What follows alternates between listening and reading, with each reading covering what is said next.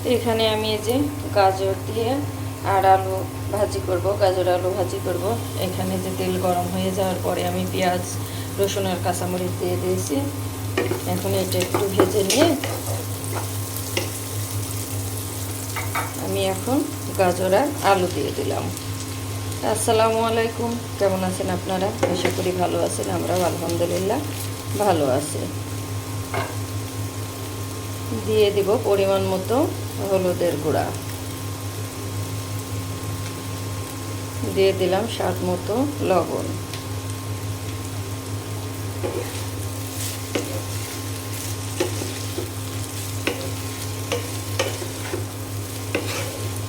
খুব ভালো করে নেড়ে চেড়ে দিব। গাজর আর আলু ভাজিটা কিন্তু খেতে অনেক মজা হয়।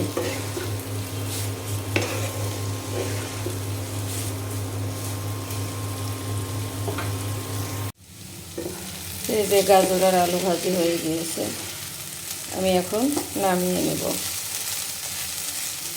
আমাদের এই যে বাসার পাশে একজন রাত 10টার সময় মারা গিয়েছে, তো সবাই ওনার জন্য দোয়া করবেন, আল্লাহ যেন ওনাকে বেহেশত নসিব করে। আমাদের রক্তের কেউ হয় না, কিন্তু যাওয়া আসার মাঝে ওনার সাথে দেখা হইতো।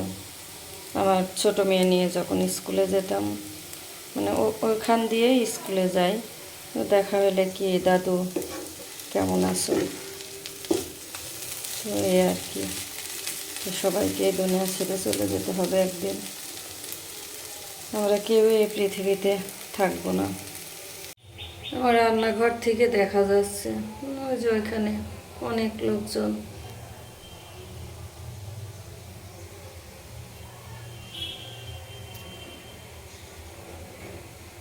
নিয়ে যাচ্ছে এখন জানাজার 10টার সময়। তো এখানে যে কড়াই তেল দিয়ে দিয়েছি, আমি এখন এই যে রুই মাছ দিয়ে আর আলু দিয়ে রান্না করব।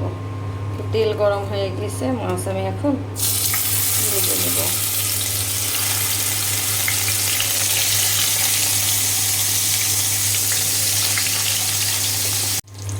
এইখানে যে মাছ এক পাশ হয়ে গিয়েছে, আমি উল্টিয়ে আর এক পাশ ভেজে নিচ্ছি। একটু কড়া করেই ভাজবো, না হলে মেয়েরা খাবে না। কারণ মেয়েদেরও মাছ খাওয়ানো প্রয়োজন, মাছ খেতে চায় না, কিন্তু আমি জোর করে করে খাওয়াই, কারণ মাছ তো খাওয়া লাগবে। তো এখানে যে বাড়ির মানুষগুলা দাঁড়িয়ে দাঁড়িয়ে ওইখানে কান্না করছে, দেখে খুব খারাপ লাগছে।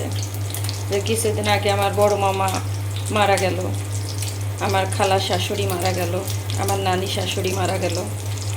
তো আল্লাহ সবাইকে বেহেশত নসিব করুক, আল্লাহর কাছে দোয়া করি সব সময়। সবাইকে চলে যেতে হবে, আপনজন হারানোর কষ্ট যারা আপনজন হারাইছে শুধু তারাই জানে।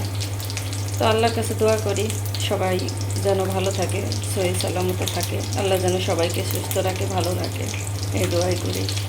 কারণ আপনজন হারাইছি তো আমরা জানি আপনজন হারানোর কষ্টটা কত খানিক। আর মৃত্যুর খবর শুনলে খুব কষ্ট লাগে, খুব কষ্ট পাই, সে যেই হোক না কেন, আপন পর যেই হোক, খুব কষ্ট লাগে। তো এখানে ওরা দাঁড়িয়ে দাঁড়িয়ে কান্না করছে, তো আমার অনেক কথা মনে হচ্ছে, অনেক স্মৃতি মনে হচ্ছে ওদের দিকে, অনেক খারাপ লাগছে।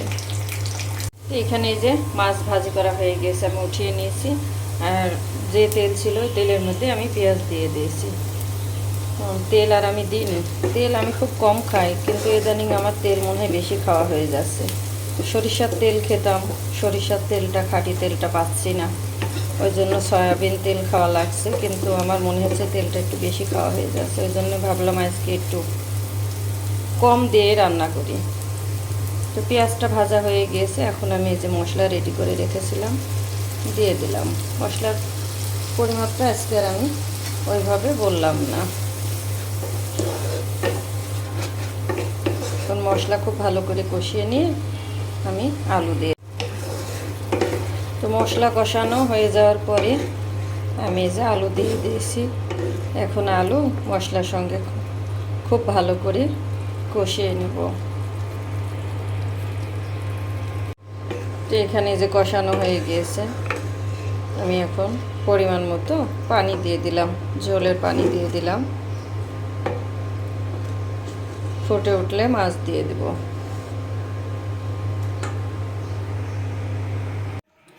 তো এখানে যে রুই মাছ, আলু আর টমেটোর তরকারিটা রান্না হয়ে গিয়েছে, আমি এই যে নামিয়ে নিয়েছি। আর এখানে যে গাজর ভাজি করে নিয়েছি। তো ভিডিওটি আমি আজকে এখানেই শেষ করব। যদি ভালো লাগে চ্যানেলটি সাবস্ক্রাইব করে দিবেন, আর ভিডিও দেখার শুরুতে একটি লাইক দিয়ে শুরু করবেন। আর যদি ভুল ত্রুটি হয় ক্ষমা দৃষ্টিতে দেখবেন। কালারটা কিন্তু অনেক সুন্দর এসেছে।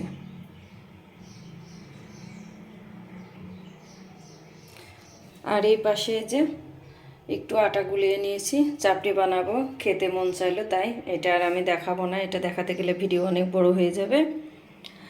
আসসালামু আলাইকুম।